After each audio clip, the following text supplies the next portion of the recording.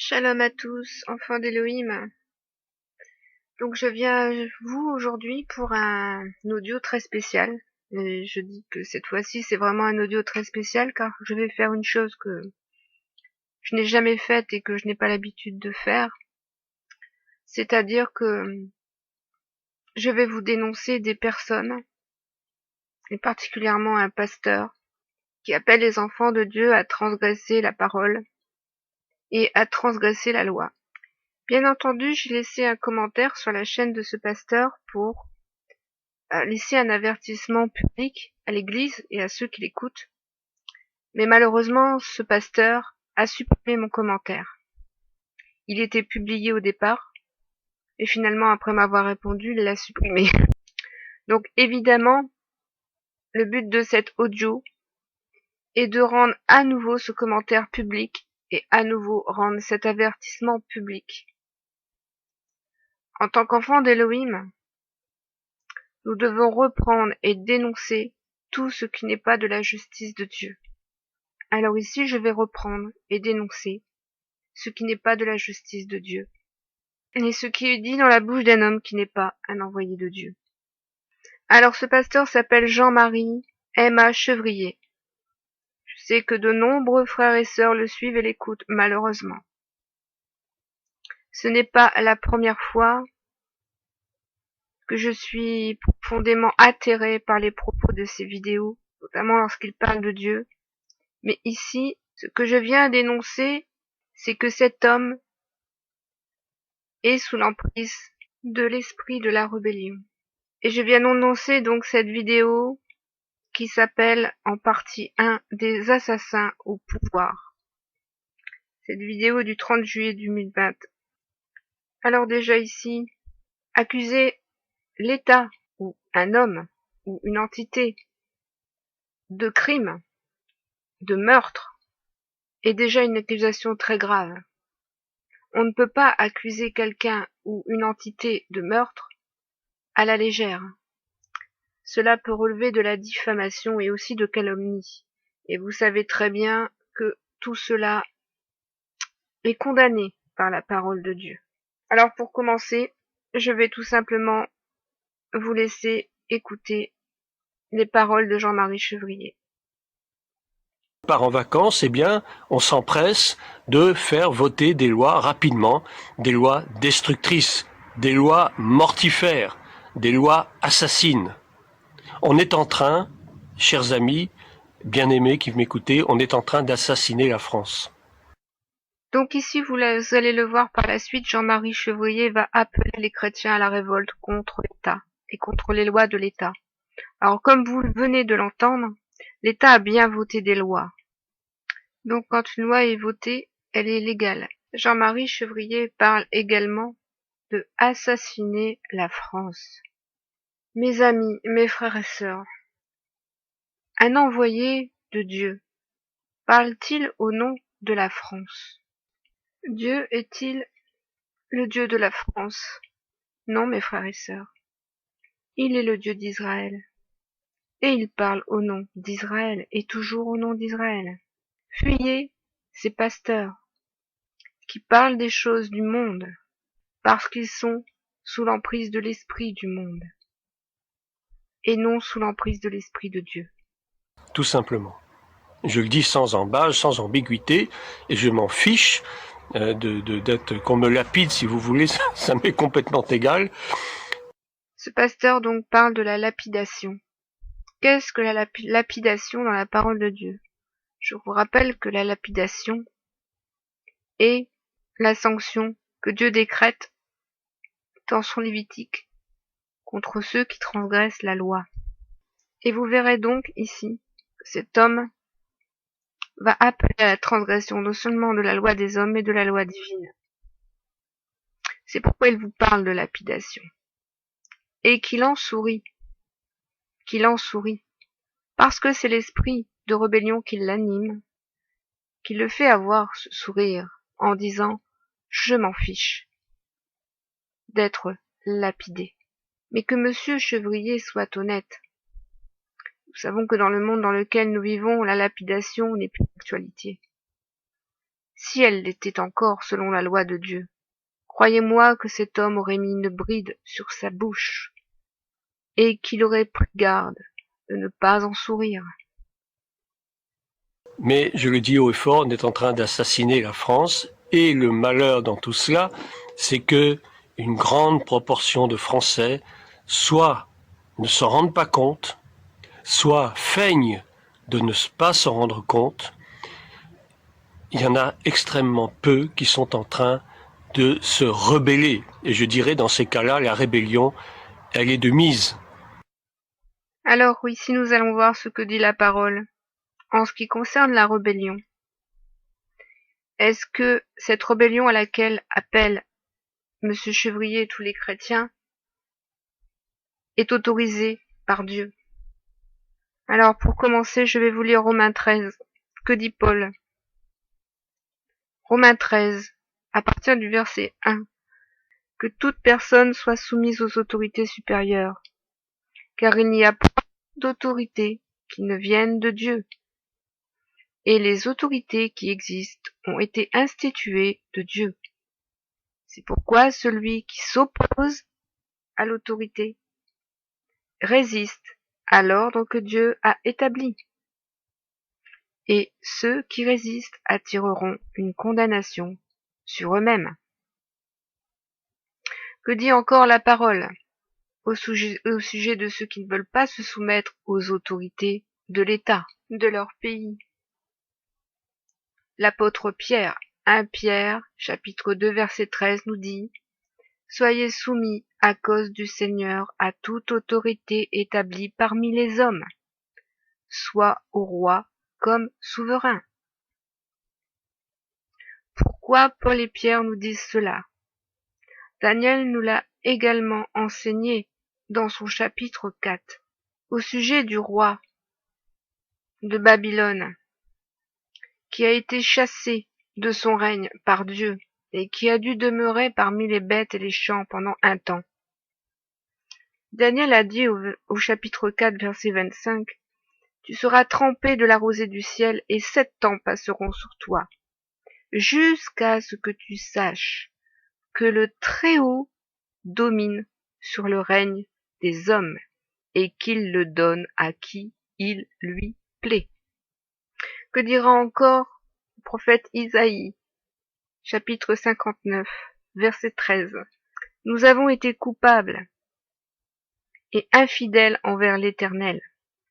Nous avons abandonné notre Dieu, nous avons proféré la violence et la révolte, conçu et médité dans le cœur des paroles de mensonge. » Car oui, celui qui proclame la révolte contre toute autorité établie proclame la révolte contre Dieu même et contre ce que Dieu a établi sur la terre. 1 Timothée 2 nous dit encore, « Exhorte donc avant toute chose à faire des prières, des supplications, des requêtes, des actions de grâce pour tous les hommes, pour les rois et pour tous ceux qui sont élevés en dignité. » Vous voyez ici, Timothée nous dit que nous devons prier pour ces hommes et non nous rebeller contre eux, afin que nous menions une vie paisible et tranquille, en toute piété et honnêteté. Cela est bon et agréable devant Dieu notre Sauveur. Il faut ainsi prier afin que Dieu vous soit favorable et obéissant à la parole qui vous a été donnée.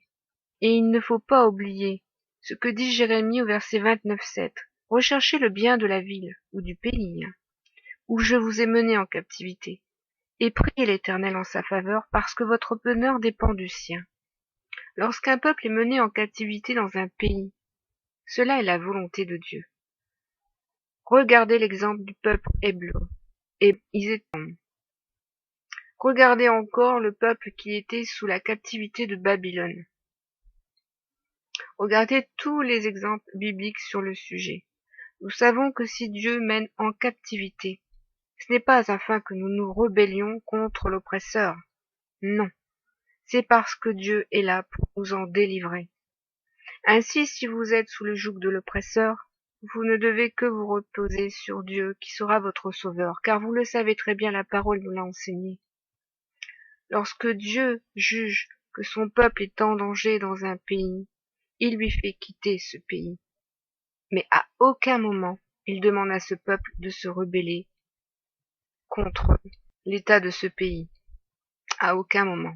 Alors ici, pardonnez-moi, mais je vais devoir vous citer également une autre pasteur qui s'appelle Michel Dastier de la Vigerie et qui a laissé un commentaire sur la vidéo de Jean-Marie Chevrier, un commentaire qui m'a beaucoup choqué.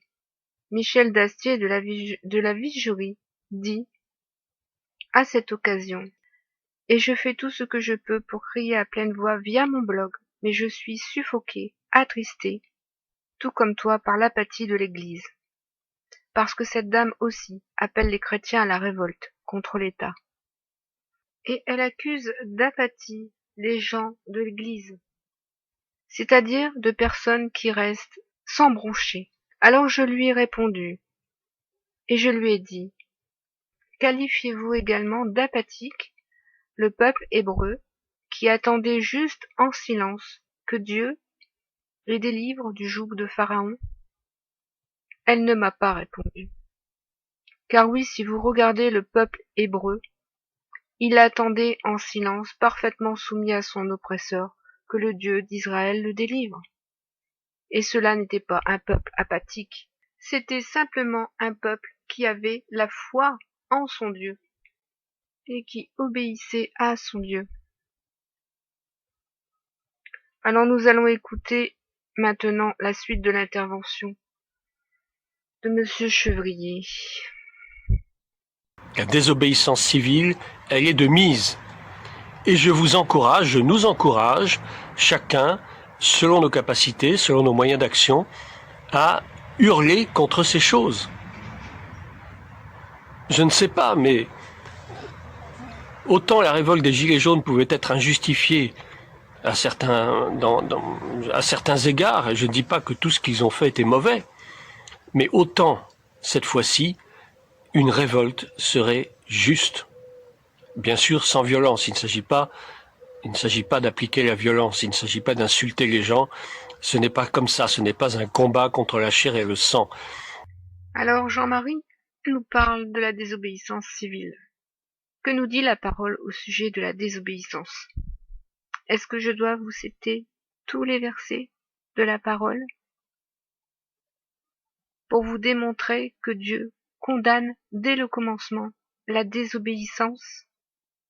Jude nous enseigne que certains hommes mauvais se sont infiltrés parmi les fidèles de l'Église, avec le même esprit que celui de la révolte de Corée.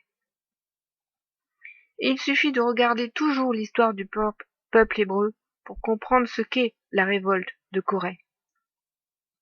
Car cet homme va dire: mais ce n'est pas contre Dieu que je me révolte, mais contre une personne morale, contre l'État ou contre Macron, c'est-à-dire contre une autorité que Dieu a établie. Mais qu'a fait le peuple hébreu pendant la révolte de Corée? Si vous regardez son histoire, qui nous sert d'exemple, vous remarquez qu'ils ont fini par se rebeller contre l'autorité que Dieu même avait établie sur eux. Ils se sont rebellés contre Moïse, un homme qui était l'autorité même que Dieu avait établie sur eux. Ils ne s'étaient pas rebellés contre Dieu même, mais contre Moïse, sous prétexte de liberté. Et c'est ici le même esprit de contestation et de rébellion qui agit dans le cœur des chrétiens aujourd'hui, les conduisant à la révolte. Vous savez, ce virus, ce fléau, n'a pas seulement été lancé que sur les nations, il a également été lancé sur le peuple de Dieu, afin d'éprouver sa fidélité et sa foi. Je vous rappelle donc comment Dieu a condamné la révolte de Corée du peuple hébreu. Le sol s'est ouvert sous leurs pieds, et ils sont tous descendus direct dans le shéol. Et qu'a dit Dieu dans Isaïe 65? J'ai tendu mes mains tous les jours vers un peuple rebelle, qui marche dans une voie mauvaise au gré de ses pensées. car Jean-Marie Chevrier marche bien selon le gré de ses pensées, et selon les pensées du monde, selon les événements du monde, parce qu'il est sous l'emprise de l'esprit du monde. Et cet esprit est l'esprit de la rébellion. Dieu condamne la désobéissance. C'est par la désobéissance que le péché est venu dans l'homme. Lorsque Ève a désobéi à ce que Dieu lui avait ordonné. Alors écoutons encore la suite de cette intervention et jugeons-la au fil de l'épée, celle de la parole de notre Dieu. Car ceux que nous avons à juger, ce sont bien ceux du dedans, comme dit Paul. Et je les jugerai, pour l'amour de la justice, pour l'amour de la vérité, pour l'amour de mes frères et sœurs, car je ne veux pas, et je ne veux qu'aucun se perde. Mais d'abord, un combat contre tout ce qu'on veut nous faire avaler, qui est illégal. Le port des masques est totalement illégal. On ne peut pas obliger des gens à porter des masques. Vous avez des gens qui sont asthmatiques, qui ont des problèmes respiratoires, et on va très certainement trouver des gens qui vont décéder d'affections cardiaques ou respiratoires dues à un excès du port du masque. Alors, ce que dit Jean-Marc Chevrier ici, d'un point de vue donc du droit terrestre, est un mensonge, car nous savons bien que le port du masque a été légiféré. Le port du masque est donc légal. Ce qui est par contre illégal est le délit de rébellion. C'est un délit qui est puni par la loi.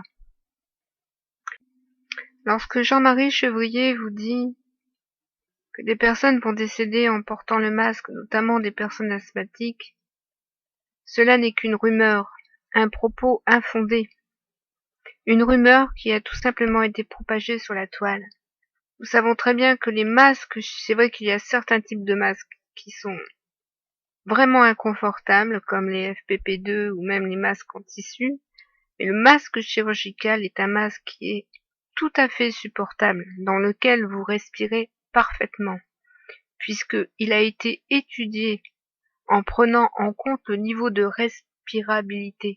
Car vous savez bien que les médecins qui portent ce type de masque doivent le porter pendant des heures d'affilée, donc il est évident qu'il faut bien que ces personnes puissent respirer et s'oxygéner. Il n'est pas question d'hypoxie quand on porte un masque chirurgical. Absolument pas. Il est même conseillé aux personnes asthmatiques de porter le masque. En période même de pollen, en période d'allergie, et aussi en période de Covid.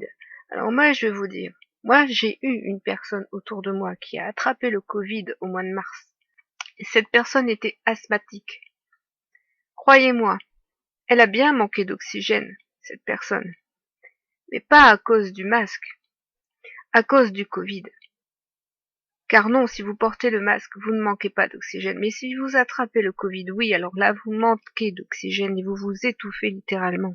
Car ce virus vous encombre les bronches à un point où vous ne pouvez même plus faire 2 pas sans pouvoir respirer. Peut-être n'avez-vous pas eu autour de vous des gens malades, des gens qui ont pu être là pour vous témoigner de la réalité de l'événement. Peut-être vous attachez-vous trop à de fausses informations qui circulent sur le web, car vous savez, raconter de telles idioties parce que ce sont des idioties, c'est tout aussi pire que d'écouter les idioties de BFM TV.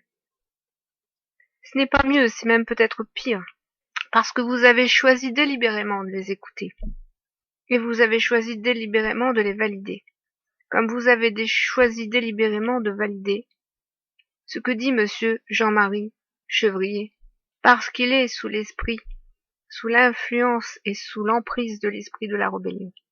Donc ce que Jean-Marie Chevrier dit est un mensonge. Est un mensonge. Totalement ridicule et infondé scientifiquement. Alors bien entendu, ce que monsieur Chevrier dit est encore un mensonge. Ce ne sont pas des mesures politiques, ce sont des mesures sanitaires et parfaitement fondées sur un point de vue scientifique et médical. Je vous invite à faire les recherches.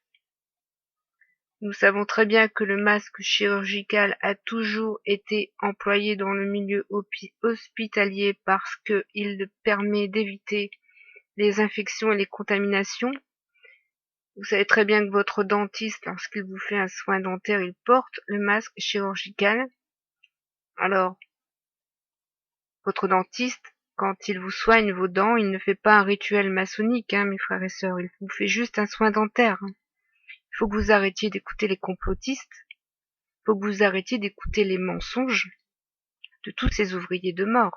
Il a également été démontré que le port du masque empêche la propagation du virus d'une personne à l'autre. Ceci est une mesure sanitaire afin de protéger les Français, non de les tuer. Ceci est une accusation grave. C'est une accusation publique que M. Chevrier a prononcée sur un réseau public envers l'État. Si je dénonçais cette accusation au procureur de la République, vous savez que M. Chevrier pourrait être poursuivi pénalement pour ces accusations. Donc continuons à écouter les propos de M. Chevrier. Médicalement.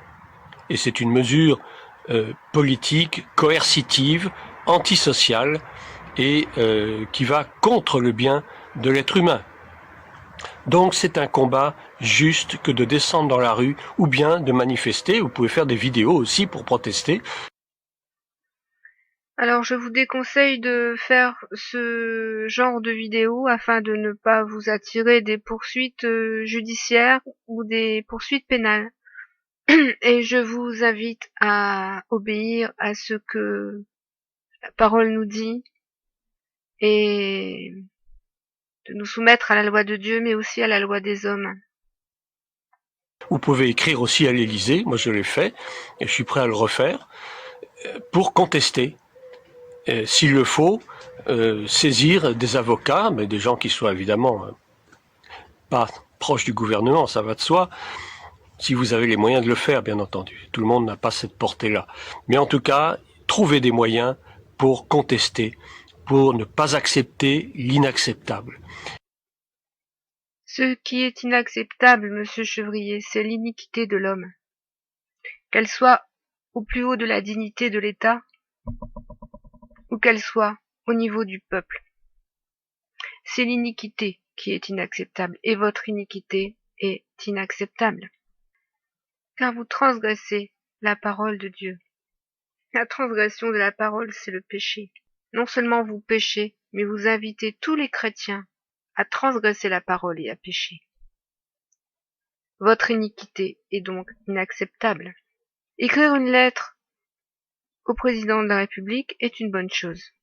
Ça, c'est une démarche tout à fait juste, aussi bien sur le plan juridique divin que sur le plan juridique terrestre. Mais faire une vidéo publique sur un réseau social pour appeler des hommes et des femmes, et notamment des chrétiens, à la révolte et à la rébellion et à la désobéissance civile, sur un point de vue juridique, est un acte parfaitement illégal. La désobéissance, au regard de la loi, est un acte illégal. Aussi civil que cela puisse paraître, cette désobéissance est une violation de la loi et peut être punie par la loi. Et je dirais même en tant que chrétien, il faut que l'Église fasse entendre sa voix. Je suis désolé, mais depuis 50 ans, l'Église est devenue complètement aphone. L'Église se tait. L'Église ferme ça, je dirais pas le mot, mais vous m'avez compris. Moïse répondit au peuple: Ne craignez rien, restez en place, et regardez la délivrance que l'Éternel va vous accorder en ce jour. Car les Égyptiens que vous voyez aujourd'hui, vous ne les verrez plus jamais. L'Éternel combattra pour vous, et vous, gardez le silence. Et vous, gardez le silence. Et vous, gardez le silence. L'Église ferme ça, je dirais pas le mot, mais vous m'avez compris. L'Éternel combattra pour vous, et vous, gardez le silence.